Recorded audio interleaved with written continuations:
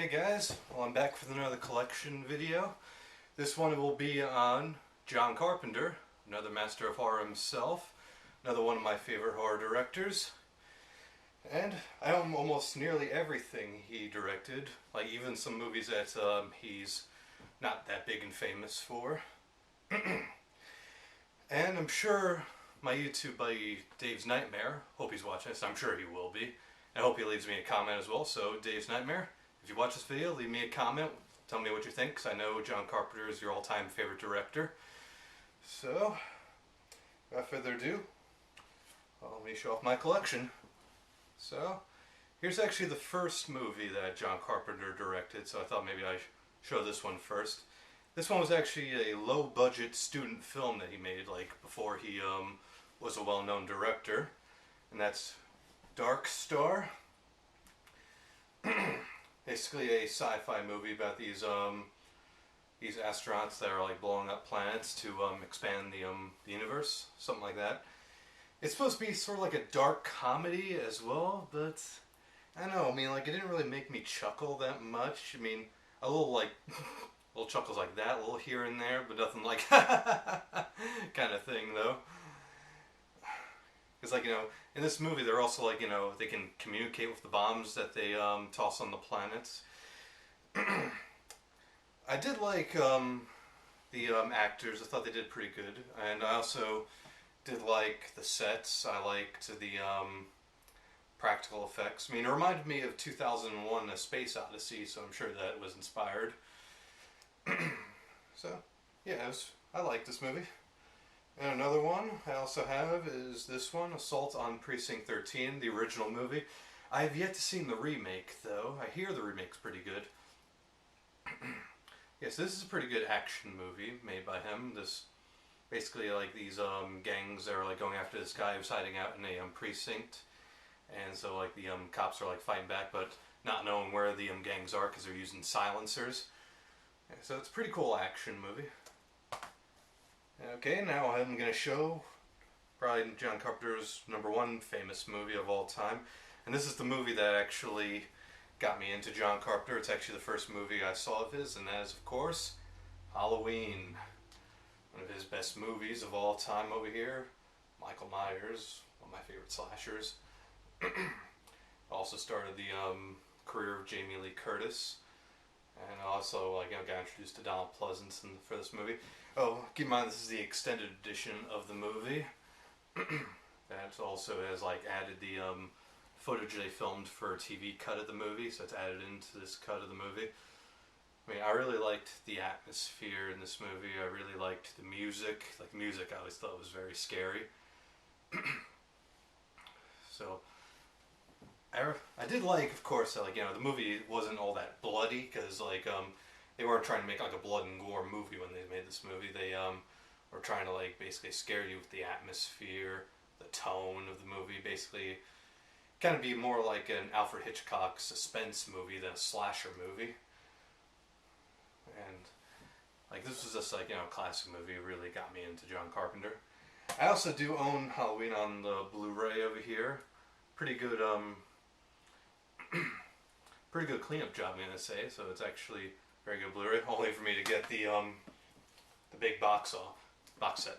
Almost said box office. The big box set, of course. I got it autographed by George P. Wilbur, who played Michael Myers in Halloween 4 and 6. And of course, like, you know, I'm sure everyone's like seen like unboxings of these movies. John Carpenter had involvement in Halloween 2 as a writer and a producer.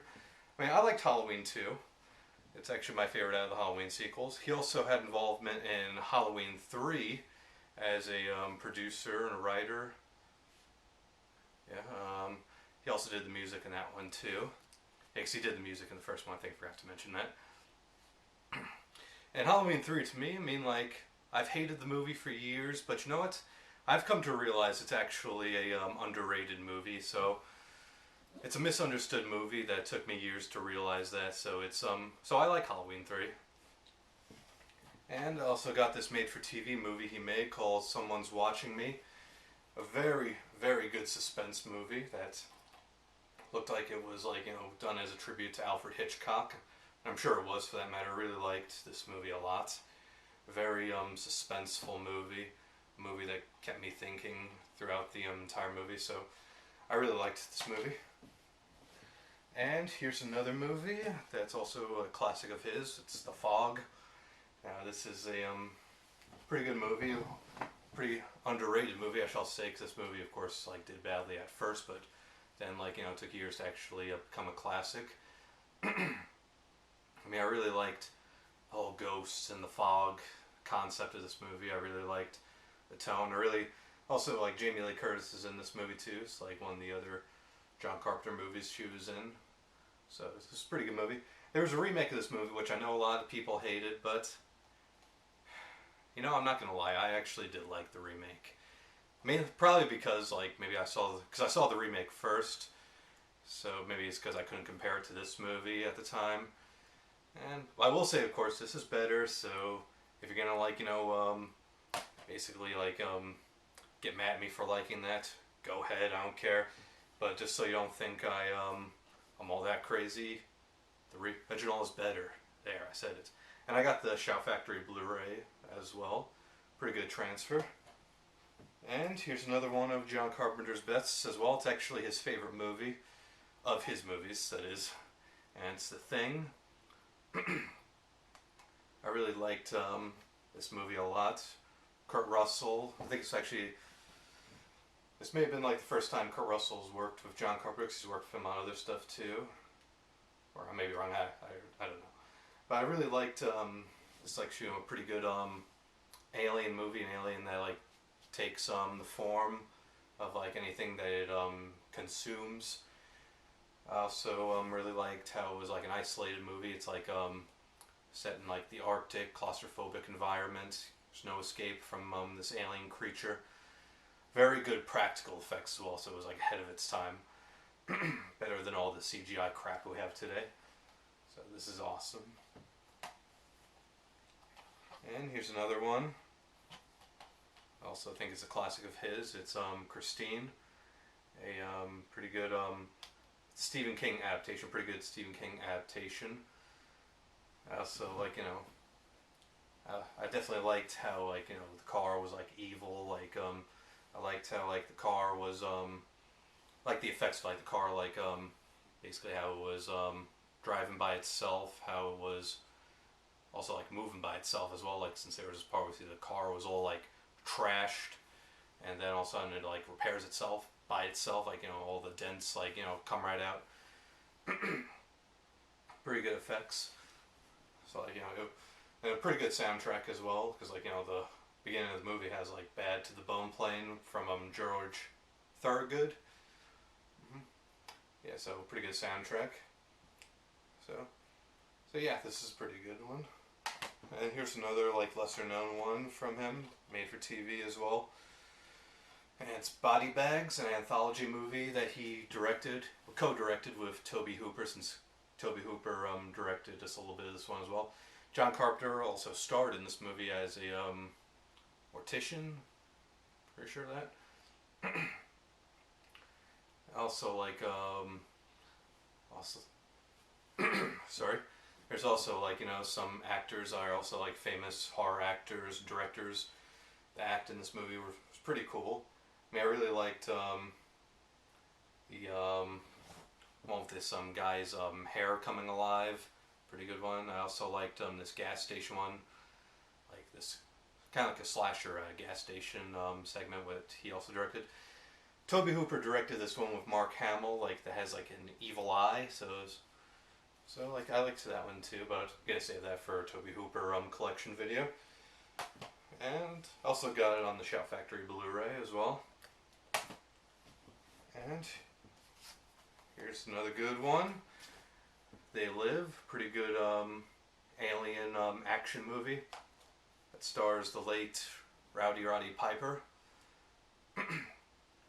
He did a pretty good job in this movie. I really liked the alien effects in this movie. I liked how aliens are in disguised as humans, and there's only way you can see them is with these sunglasses.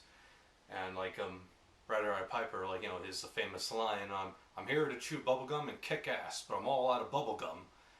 That was really cool. I also liked how like you can see like there's all these hidden messages from these aliens. I like this little sticker over here. It says "Bye." Pretty funny. Yeah, it's pretty cool. Excuse me. And here's another one. Prince of Darkness. Another very good atmospheric movie. It stars the late Donald Pleasance. Played Dr. Loomis in the Halloween series. So, I mean, I really liked the church setting in this movie. I liked this is technically also like a demon like movie. I liked also like Alice Cooper's in this movie. Is he on the cover? Yeah, he's over here on the cover. Alice Cooper, the singer, he's in this movie. Like, not really much to say, to be honest, about this movie. I mean, like, you know, it's just a very cool supernatural movie. I mean, pretty good performances from the cast, very good atmosphere, very good setting. So, yeah, it's pretty cool. And here's another one, In the Mouth of Madness. That stars Sam Neill from Jurassic Park. And this is also pretty good. Like, this one is actually a H.P. Lovecraft inspired movie. I mean, like, it's based on H.P. Lovecraft's work. Pretty good performance from Sam Neill. I really liked also the creature effects. This one reminded me of the effects from The Thing. And it had, like, you know, some pretty good atmosphere as well, just like in a lot of John Carpenter movies. So, yeah, this is one I really liked. And here's obviously one of his famous action movies over here. Escape from New York, starring Kurt Russell as Snake Plissken, who's just a really cool badass in this movie. I mean, I really liked I liked how it was like this post-apocalyptic New York setting. I liked how, like, you know, he's on this mission to save the president while, like, you know, being poisoned, and he has to, like, you know, get him out in time in order to, like, you know, get the poison removed from his system. So, like, you know, a really cool, intense action movie. And here's another one, Escape from LA, which I like as well. It's a fun action movie, not as good as the first movie. I mean, I know there's a lot of hate towards this one. Basically considered one of John Carpenter's worst, but I know, I liked it. I mean, it was a very fun movie. It was cheesy, but it was a fun movie. And another one right over here. Big Trouble in Little Chinatown. Sorry guys, gotta clear my throat. Another really cool action movie. A little cheesy, I'll say, but, like, you know, another one that stars Kurt Russell. So Kurt Russell and John Carpenter had 4 movies together. This, the Escape movies, and The Thing. And, you know, I liked this movie too. Not as much as the Escape movies, but still pretty cool. A very fun action movie. And this one, unfortunately, is also considered one of John Carpenter's worst movies, but I don't know, I kind of liked it. It was Village of the Damned, which is actually stars Christopher Reeve, who plays Superman. And I think this was actually Christopher Reeve's last theatrical movie, because, or a little, I think it was a couple years after he was in this movie. He was in that horseback riding accident that paralyzed him from the neck down. I do miss Christopher Reeve. Like, he was a very talented actor, very, very nice man. I never met him, but it's like I would have liked to have. I mean, because I just seen him in interviews around the time when after he had his accident. Like, you know, he looked like a very nice man. So, like, this is a very underrated movie. It's a remake. I'm gonna say that it's a remake to a movie from the 50s, I think. 50s or the 60s. Like, it was a black and white movie, Village of the Damned. I don't like this movie as much as I like the original movie, because, like, you know, there's a lot of stuff taken out of the original movie that's put in this movie. They expanded it a little more. Like, we get a little more of, like, a backstory on the children in this movie. And, like, there's a little more development from the characters, but I mean, I liked this movie. Not as much as the original, but I liked it. And the funny thing is, a friend of mine actually considers this to be John Carpenter's last good movie, or decent movie. And it's Vampires. Very cool horror action movie. Like James Woods as this vampire hunter. I mean, like I also just really liked like the very creepy tone in this movie. I liked how like the vampires aren't like the vampires you see in like all these other movies, like these like sexy vampires, all these vampires that seduce women just to suck their blood. He also like points out that like that crosses don't work on vampires. So I liked this whole thing right here. I mean, I thought the vampires were pretty cool. I thought the gore effects were pretty cool. James Wood was badass. So this is a cool movie. And here's another one. Ghost of Mars, a little more of his recent ones. And I didn't mind this movie. I mean, I don't think it's one of his best by far. I mean, I really liked the sets, the practical effects. I mean, but there's stuff in it that's just kind of cheesy, kind of out of place.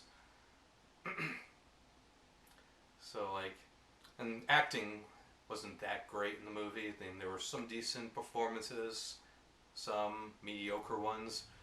So I didn't care too much for this movie, but I didn't mind it, so it was an okay movie. And here's actually John Carpenter's latest movie. That's The Ward. It stars Amber Heard, who today is married to Johnny Depp.